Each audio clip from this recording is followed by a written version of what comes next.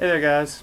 It's me, Robert, for the last installment of my mattfraction dissection of the Invincible Iron Man Volume One. If you watched the other ones, go ahead and back and rewatch those. Make sure you watch those before you see this, because I want this ending to be pretty cool. I apologize for the raw nature of this video. I'm really working on it. I'm trying to get a little bit better at reviewing these things. But just bear with me. I just want to start off with this mattfraction line. Maybe I'll go back if anybody wants me to try again and show you the art a little bit better. I've switched up with the cameras. I'm using my laptop camera instead of my phone camera. But let's stop and get started. The last time I left off was right at issue 6 of this particular issue. And Obadiah Stane, if you were, I just believed he had killed Tony Stark. Which, obviously was not the case. But, he's still basking in his glory here. He sort of looks like a Lex Luthor sort of pilot right here. Awesome cover art right here. But he's over here still beating on Tony's armor. And, I did it. I did it. I did what nobody could do. Tony Stark. Dead as hell. Be it that day. I'm just reading the thing. I'm not actually cussing in this. Tell you what, let's get what's left of you out of this. I can't, tin can Stark, yeah. And he opens it up. He wasn't even fighting Iron Man. He was fighting one of his hollowed shells. And, he finally realizes this, and it's just a shell. You can see right here, this little area right here, that it's not him. All of a sudden, Tony's in one of his other suits, getting ready to spring into action here. Obadiah Stane is getting his stuff out. He's realized, well, all right, it's time to get busy here.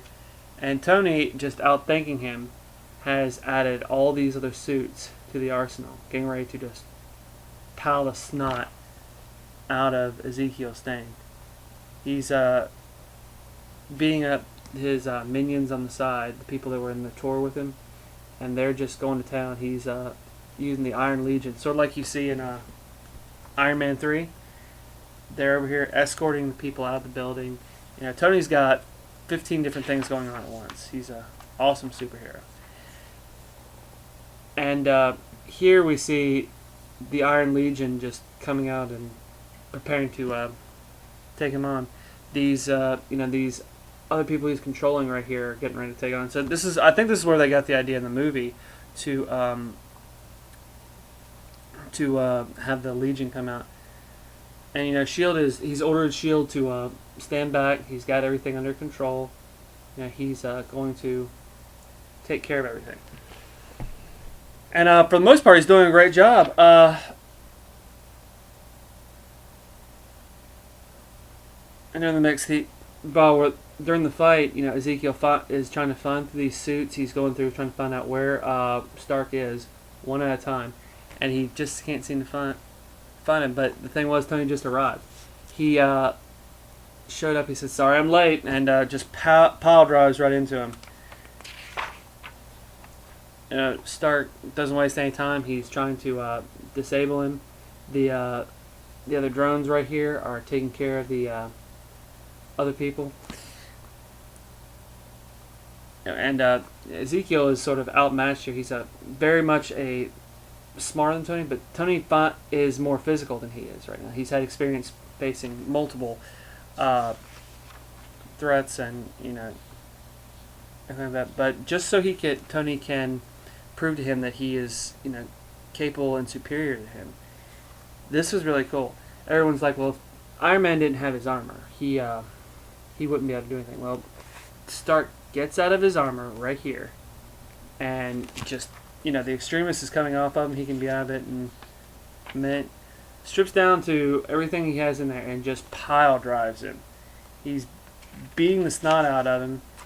Kind of I don't really want to see Tony Stark in his underwear, but he even with that armor, I mean, he is just beating this kid to all snot. See this right there? That's Ezekiel staying on the ground. Just, I mean, I can't really blame him. He killed all these people, ruined his factory, and turned something that he created to save his life into this, monstrous catastrophe. And Tony says, he finally shuts up. This person who's haunted me twice in my life now, through 2 generations, has finally shut up. And, after all these fights, it shows us that Tony really thinks about them. He thinks about what his legacy in the world is going to be because of this, where there will always be people like Ezekiel Stane who are going to take what he made for a good purpose and just use it against him. And it has this wonderful, wonderful shot right here of as you're looking out this window, you see the armor reflected. You know that deep down, Tony is a hero. Tony Stark, Iron Man, is a hero. He's just not the kind of hero you would expect. And this particular trade paperback also has one little side story for your money, and this one is for it's a Spider-Man Iron Man crossover, little sub-contained story. It talks about Bennett, but that's not the main part of the story. You get a little bit of 2 stories at once, and it's basically a team-up issue. They're going after the collector that Tony sold the armor to. It's a really quick little story, so if you pick this up, really check. I'm not going to go into it with you because it's a really funny part, but they have to break in here to find out who's been selling all this stuff.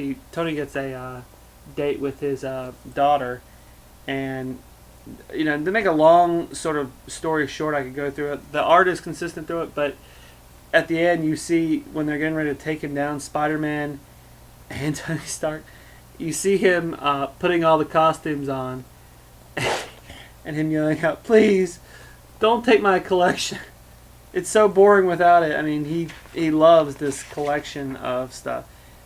But that's the redneck review for the mattfraction Iron Man Volume 1. This book, to get it as a trade paperback, is $19.99. All of the issues, that's 7 issues, were about $3.99. So times 7, 6, 9, 12. You're going to pay a little bit more, but they gave it all to you for $19.99. Like I said, guys, this was my favorite sub-story right here. I'm going to give it a 4.5 on the writing, just because this is not a story that you can just jump into. It has lots of feedback and lots of, letting you know what goes on, but you can't just jump into this and they go through Tony Stark is. If you know who Iron Man is, you'll know this. It just has some things in the actual story that you have to read other things for. And I always take a point off for that, because you don't want to have to buy 15 different books just to read one and understand it. So the writing gets a 4.5 just for that one reason, but the art I'm going to give a 5 because you look at it, it is just beautiful. mattfraction run is my favorite. This was just the first salvo. And if you will, and I'm going to do some older reviews of the other stories, like the Dark Reign story, the Extremis. But like I said, bear with me with this one. It was just a really long book, and it's like 7 issues in one. So I'm gonna try and find a way to streamline it, make some notes, and get them clear. But for right now, the Redneck review is a 4.5 for the story, a 5 on the entire art style, because you get your money's worth with this book. It's a great story. The art and the covers are amazing.